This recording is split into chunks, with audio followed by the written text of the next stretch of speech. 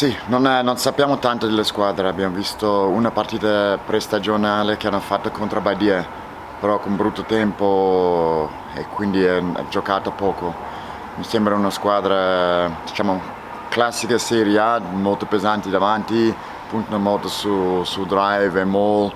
aprono poco le palle,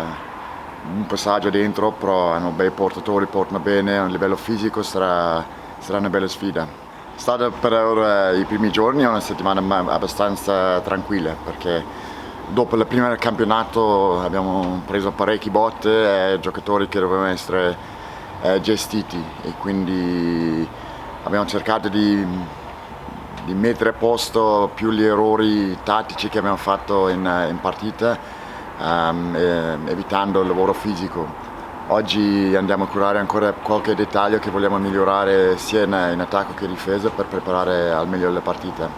È stato veramente bello ieri sera, quindi tanta gente, quindi spero di portare almeno chi c'era ieri sera, anche qualche amico per le prime partite, quindi ci sarà bel tempo,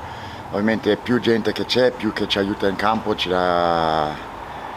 quelle gambe in più diciamo per veramente dare più spettacolo a chi viene.